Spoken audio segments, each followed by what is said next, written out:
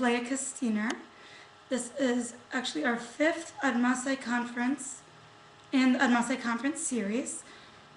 Very excitingly, this is the first webinar that we're doing. So, we're moving up, and we've also opened it up. We want to reach out to all Jews everywhere. This is absolutely not to this type of Jew or that type.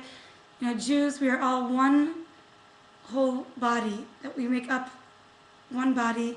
We're all connected to each other, and we need each other. So we can't think that, oh, well, I'm not this or I'm not that. However we categorize ourselves, it doesn't really matter. When we look at ourselves as a whole body, so one person is the arm, another person is the foot, another person is the head. We all need each other, and it's okay to be different. So that's what we're doing here. We're coming in unity, and even though the arm and the foot are going their own way and doing their own thing, and they have different functions, but when we're coming together as a body, we're so powerful, and we can accomplish so much. And yes, we need each other. So my name is Leah Kustiner. I live in Chicago with my husband and 5 children, thank God. And I'm also part of this busy world, like the rest of us are. And we're just here to refocus and say, what are we doing here? What are we in the world for? And that's a question that every person needs to ask themselves. We can never advance enough or too much, because we could look at the world around us. That's just reflecting that, look, there's what to grow in and what to add in. So what is that? Where are we? And what is our world today showing us and teaching us? So first of all, thank you for joining here today. I wish I could see you at the other end, but please, any questions or comments, anything you'd like to know, there is a chat bar on the side, and I welcome all chat, all comments, anything that's not working or anything you'd like to know. Please put it in the chat, and just that you know it is public so everyone else can see it too. Our topic today is personal liberation, global redemption. Personal liberation, something that we all want. We all want to be able to say, oh, I feel free today. I feel loose. I feel happy. I know today in Chicago the weather was like 70 degrees. That's about 100 degrees warmer than it's been the whole winter. So everyone is just free. You see the children are let loose in the parks, and it's amazing. It's liberation. As adults, we all want to feel that too. We want to feel like we're just running the fields. With the breeze, we're just free birds. Many times we feel very tied down by our lives around us. We don't really quite get what's going on, because that's the nature of the world, that things are just hidden from us. Things that we think we should understand just turn around and walk out on us. And things that we hope to understand, we never get an answer to. Well, Torah is truth, and Torah has answers. So whoever you are, wherever you are, this is what unites us as a Jewish people, that we have the truth of Torah to guide us. Global redemption. This is the purpose of creation, and it's something that I want to talk about more today. The global redemption is something which might seem foreign or fantasy-like, and it's the kind of thing that might be in the movies, that there's suddenly everything just changes over, and daffodils cover the thorny mountain. But it's really what we're doing here. This is what we have been brought to this world to accomplish, to change it over from bad to good. And we're really close. There's a woman, the story happened last year, if I'm not mistaken, maybe 2 years ago. There's a woman who was in labor, and unfortunately, she passed away in the middle of giving birth. She passed away during childbirth. It was very, very traumatic for everybody, of course. But shortly afterwards, her heart began to pump. She came back to life. It was an outright medical miracle, as they call it. And when she woke up, she described her experience. that suddenly she saw her soul leaving her body. She was rising higher and higher, and she saw this tremendous light, and she felt like she was being pulled into the light, and she heard the light speaking to her, and the light communicated with her and said, "Would you like to return to the world, or would you like to stay up here?" She responded, "I want to go back to the world. I have a baby to take care of." To which the response was, and the light understandably would be God, Hashem, communicating with her, "Well, we're so close to Moshiach," Hashem said to her, "that really it doesn't matter. Even if you come up here, you would still be able to take care of your baby." That's what the light said. We're so close to Mashiach that doesn't really matter. You'd still be able to. But you can go back down. And she did. And she woke up and she told everyone this story. And, this is proven scientifically, of course, the out-of-body experience, the near-death experience, as they call it in science. This is real, and even among, Jews and non-Jews alike, all over, people have these experiences. And this was a message that we got from heaven, so to speak, not long ago, that we are so close to Mashiach that this woman would even be able to take care of her baby as a baby. And I mean, not when the child is 7 years old or 12 years old even. And we're very close. And everyone believes in Mashiach. I've heard this before, that everyone is familiar with it. Of course, there are other religions that focus a lot on Messiah. Everybody is familiar with the concept. And in the end of the day, every Jew ultimately believes in it, and everybody kind of hopes for it too, with all the craziness and tragedies that go on in the world. We need something to hold on to, and we have Mashiach. But how close is it to coming? That is a question which most people wonder. And, when you hear about Mashiach, when you think about it, that's the question of, well, how many thousands of years will it be until we have that transformation? Sorry. It's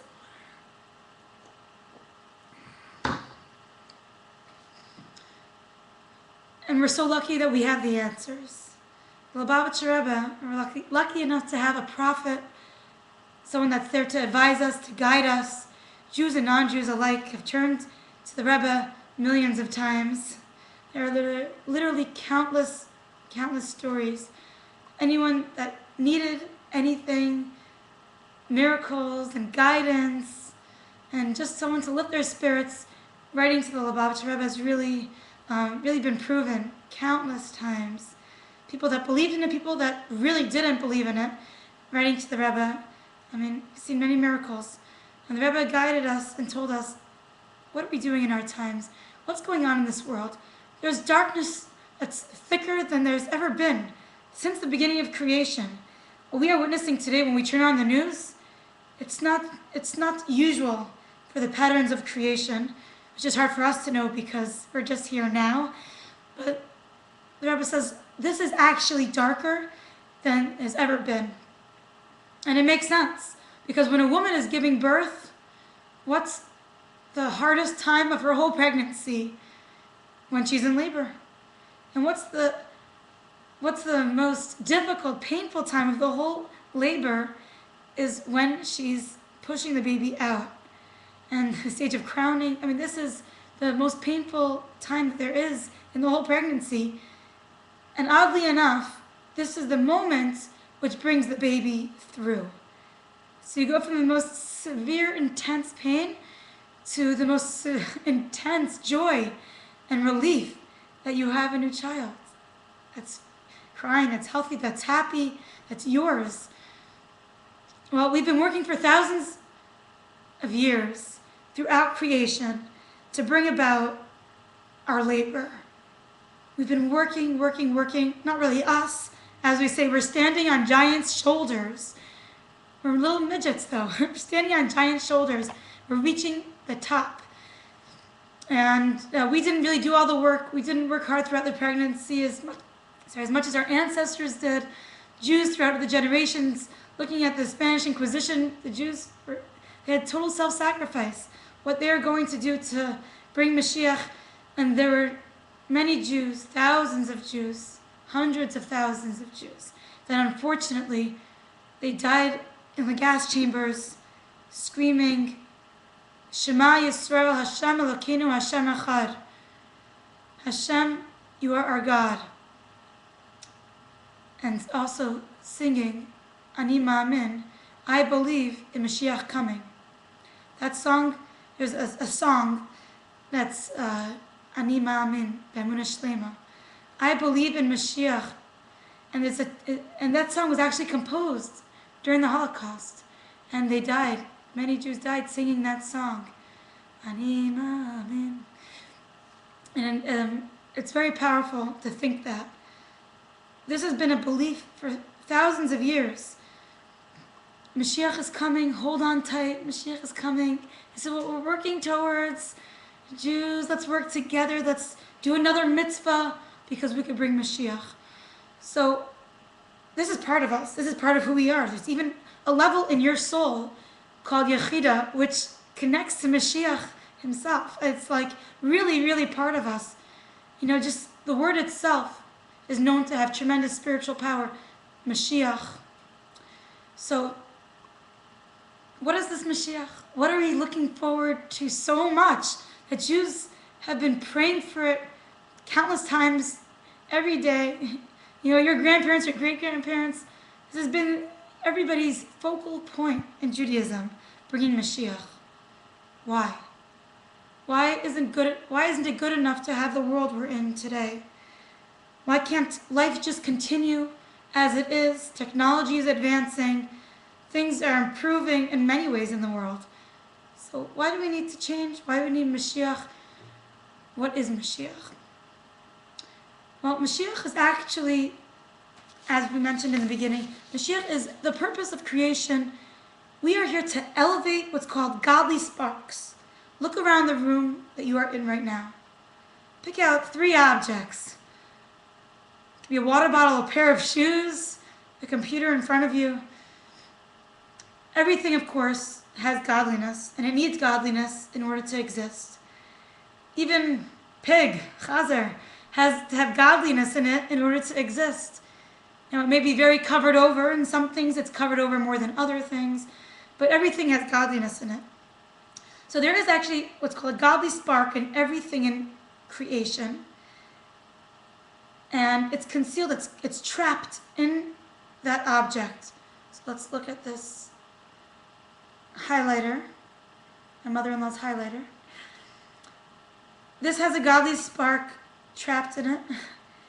When we use it to do a mitzvah or something holy with it, a good deed, as she did loaning this to me today, and all the other writing that we do with it, anything that's used for godly purposes, which used many times for godly purposes, we are elevating the spark inside of it.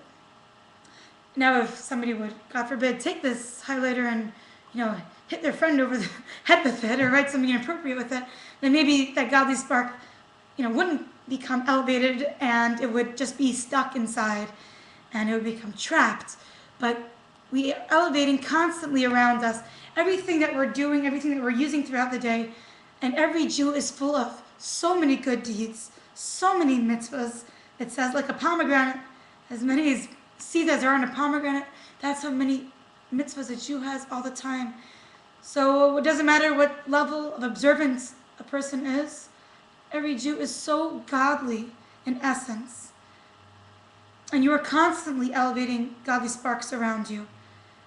And Mashiach will come when all the sparks are elevated. Our purpose is to elevate, to transform the darkness into light, to transform the evil into godliness, into holiness.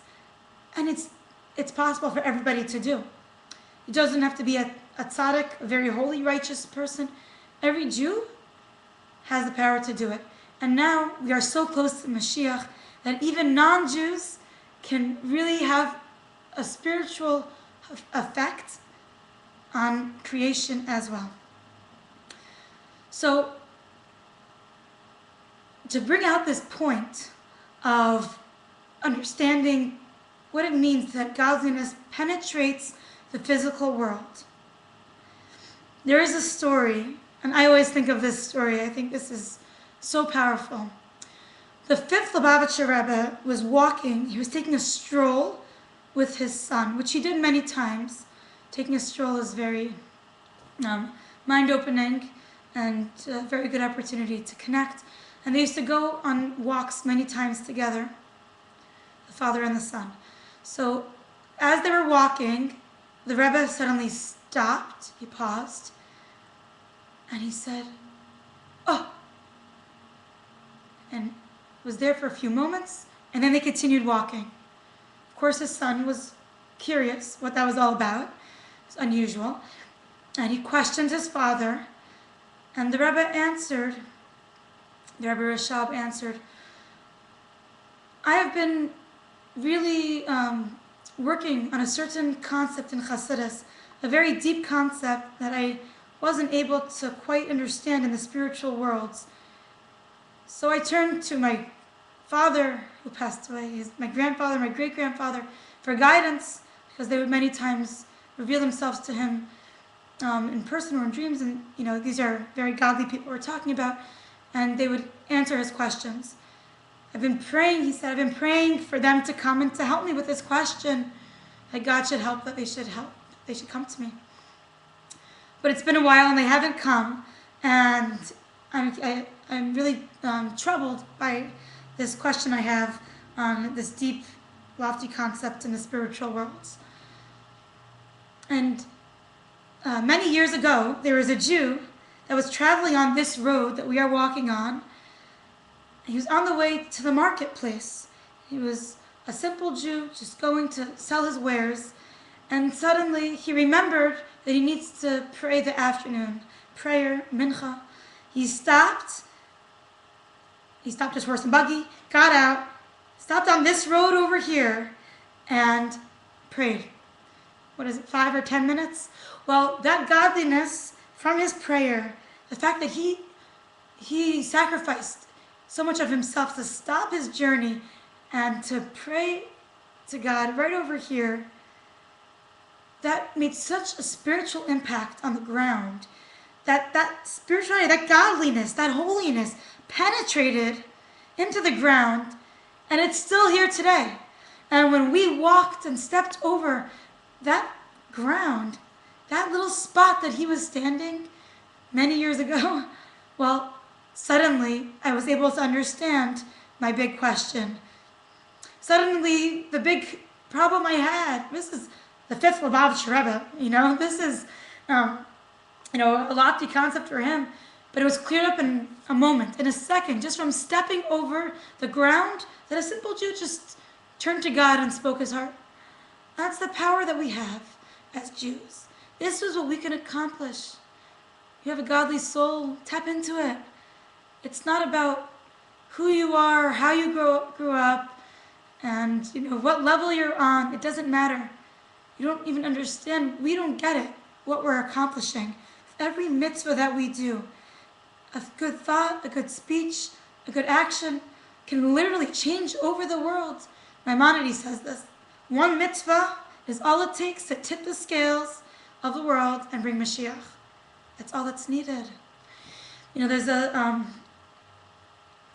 a story that there was a woman that was walking on Shabbos. This is just to bring out whatever your mitzvah might be. You don't know what you're doing and what you're accomplishing, and you're in the world. So there's a woman who was walking on Shabbos, and the Lubavitcher Rebbe, the current Lubavitcher Rebbe, wasn't Rebbe yet. He was still, he was somewhat, he was just married, and he was walking in America. This is before he rose to leadership. And he was walking with two Lubavitcher boys, yeshiva boys, and he was telling them that, you need to show Jews, like you need to empower Jews with Judaism and show them, that they can really tap into Judaism no matter who they are and where they are. And he was explaining this concept to them. And they said, "What are you, crazy? Let everyone live their own life. You can't stop people on the street and invade in other people's privacy and talk to them about, who are we to approach people?" So he said, "Let me show you how to do it."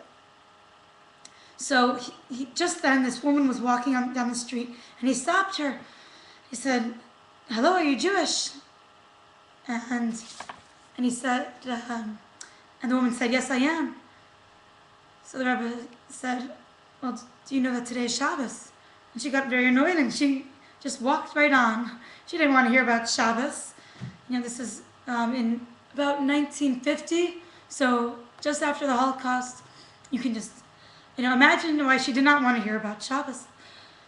And the Rebbe continued walking with her very gently and calmly. And anyways, he said, "You know that you're not allowed to wear a purse on Shabbos?" And she was, of course, very annoyed. And she kept on walking. And then the Rebbe said to her, "Do you know that if you put your purse down, and I have my boys watch it for you, you might save another Jew, perhaps even a soldier that's on the other end of the world?" And she stopped in her tracks, and she looked at the Rebbe, and she put her purse down. The boys sat there till the end of Shabbos and watched her purse.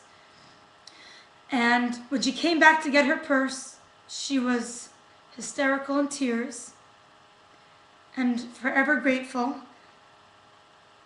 because when she put that purse down, she did end up saving the life of a soldier. She ended up saving her son's life. She got a phone call from overseas where her son was serving in the army. I'm not sure which country it was in. But his group was on the front lines of the army. They were serving on the front lines, and his entire group got killed. At that exact moment that she put the purse down, a miracle happened. Her son somehow managed to flee. His life was saved. He was the only one that survived. This is the power that you have because you're a Jew. No other reason. Because we can affect. Hashem gave us, God gave us that power that we can affect the life of a Jew on the other side of the world, whether we're related to them or not, whether we know them or not. Because that's the power that we have. We're all one body, and we can liberate each other. And that brings us to the next thing I wanted to bring you to, which is why do we need every Jew to be part of Moshiach? Moshiach is something which everybody wants. It's the end of suffering. It's the beginning of world peace. What is Moshiach? Moshiach is a time that God will be revealed in the world. All the sparks are elevated, and this world will become a home for God, a place that God will reveal himself. Automatically, goodbye evil.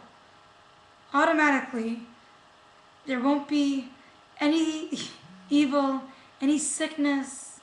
There will be nothing that's left for us to have to fix or overcome. No poverty.